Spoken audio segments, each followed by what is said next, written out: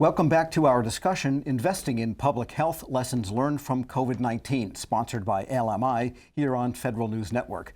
My guests today are Dr. Brandon Greenberg, a Fellow for Resilience at LMI, and Dr. Catherine Bigger, the Principal Technical Advisor for Virology at LMI. And before the break, we were talking about the organizing principles, you might call it, of the government and the need for an all-of-government response and that need for sudden agility in a really big elephant. But the other element here is industry, and we talked about that briefly with the supply chain, but it seems like this organizing framework needs to somehow keep industry as part of this, interested in it, which it's something they may not ordinarily be wanting to do. So Dr. Bigger, maybe talk about the incentives needed and drug development and some of the issues we learned and need to carry forward as we try to get good at this. Well, we have actually been, so I work in biodefense. I've been in biodefense for a number of years, and I also was at the CDC as well. But so I'm actually quite comfortable working with industry partners. There is, in my opinion, a robust relationship with industry, with BARDA and industry, and then the DoD and industry. And these partners are probably best described with the remdesivir, development of remdesivir. That is an antiviral used for SARS-CoV-2. It works best when given fairly early, but it's a drug that was developed by Gilead Biosciences. It's a broad-spectrum antiviral, direct-acting antiviral compound, and it is active against Ebola virus, for example. It's active against coronaviruses, SARS-1, SARS-CoV-2, MERS, for example. So that was a partnership with the DoD in part to develop remdesivir for Ebola virus and Marburg filoviruses in general.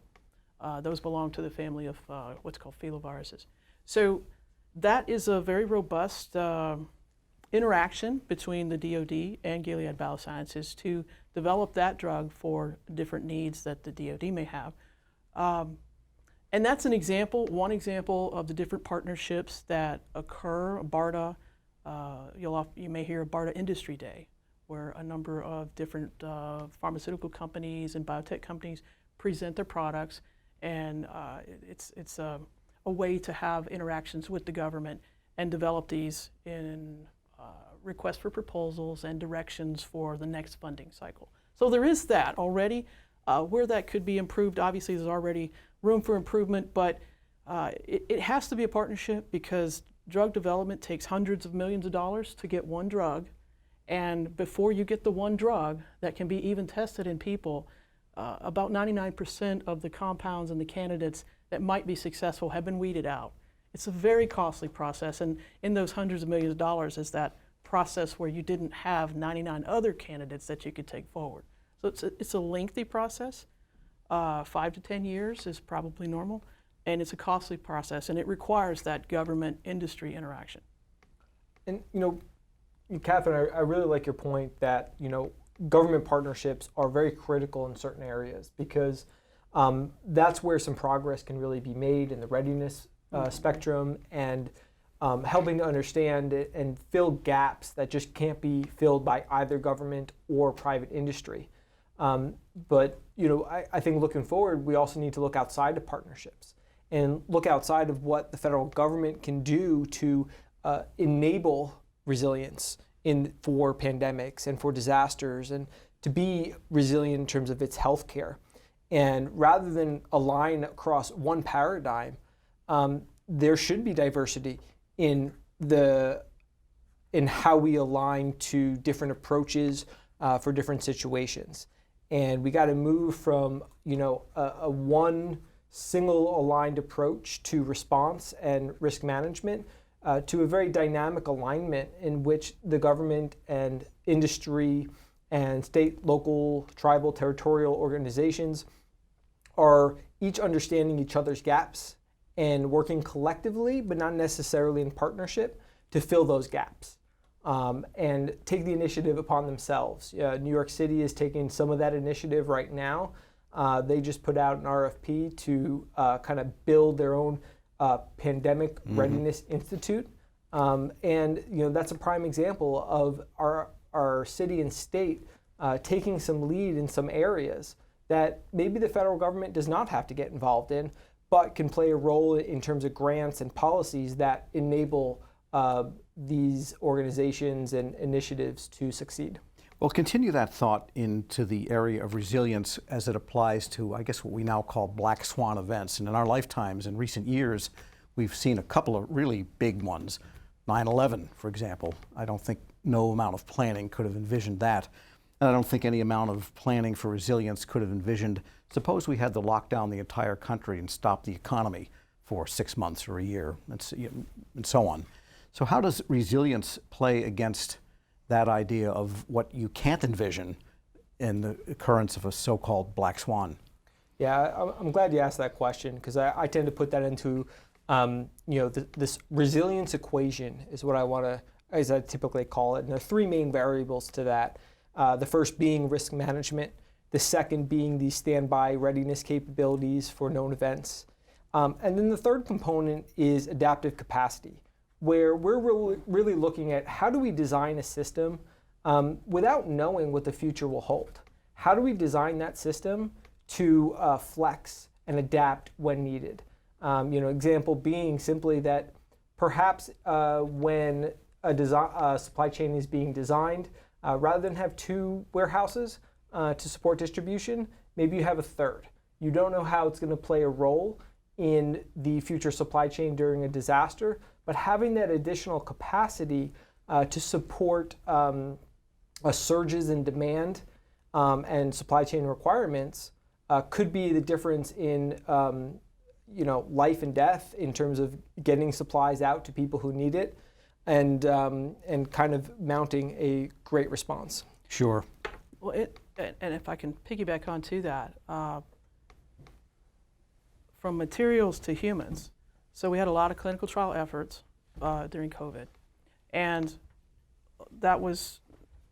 there seemed to be, in my experience in our clinical trials and other clinical trials, we had a NIAID effort, National Institutes of Health, we had DoD efforts, we had one-off efforts from different institutions, and so there were a lot of clinical trials, and it's now more coordinated, more so with NIAID effort coordinating the clinical trials, but it was a little bit chaotic in the beginning, and so as that matured, it would be nice to have that kind of adaptability to manage clinical trials across the country and internationally as well, more rapidly.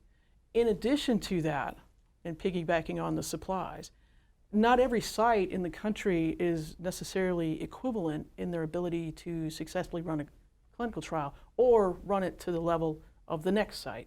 And so being able to get diagnostic assays performed or get them to another site that can do diagnostic assays, we've had to catch up there too. So that is something that we could look at in improving.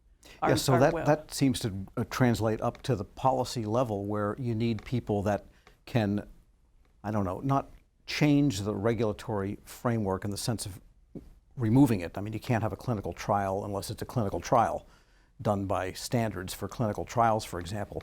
But I think we did learn there are ways to manage these types of situations in an overlapping manner to speed up the whole end-to-end process without giving up any of the rigor that you need in clinical trials or in what you need for a sound regulatory framework. In some ways we have to really look at the federal government not just as a manager, but as an enabler. And what does it take for the federal government to enable the rest of the world to act collectively towards a global goal, but maybe they do it differently than we would have planned. And I think we need to allow room for that in our frameworks going forward, that self-organization and that initiative that is taken by organizations, maybe they just need that enablement boost to do a better job of what they're trying to do in their mission. And it strikes me that could translate upstream into non-pandemic, non-emergency types of things where we simply have a more efficient system for, say, getting drugs approved and through clinical trials and then ready for distribution when it's not a pandemic, but nevertheless we could have a faster and therefore less expensive type of healthcare delivery system. I don't mean to have, I do not have the answers. I do want to say that we need an improved system.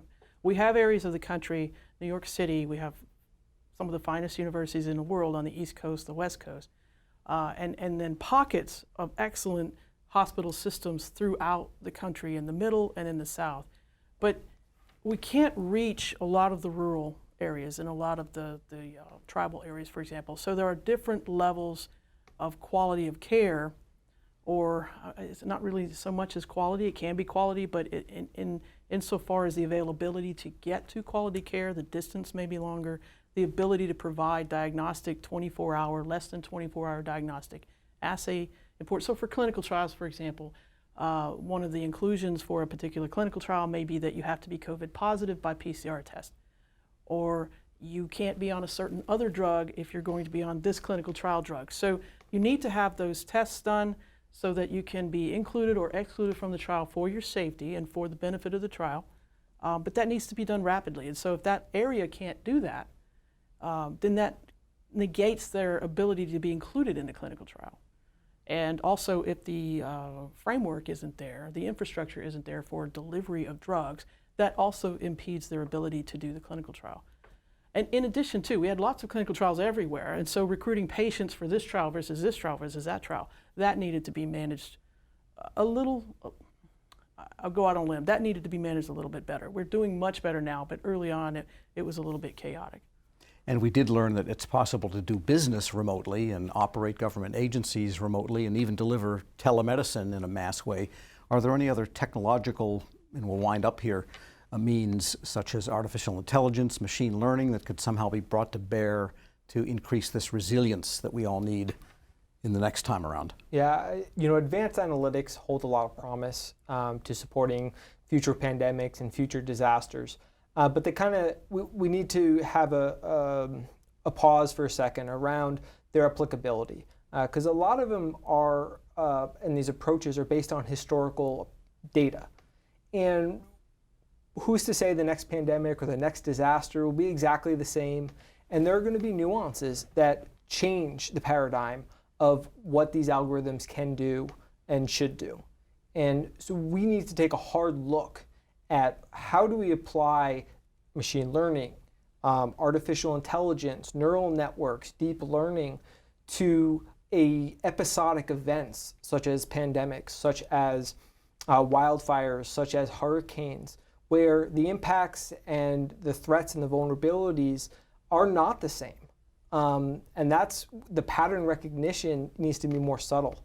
It's not as obvious as other current approaches to these analytics. All right, we could have a whole session on that very topic, but I'm afraid we're at the end of our time. I want to thank you both for excellent and thought-provoking discussion. I'm Tom Temin. You're listening to Federal News Network. For more on this discussion, please visit federalnewsnetwork.com and search LMI.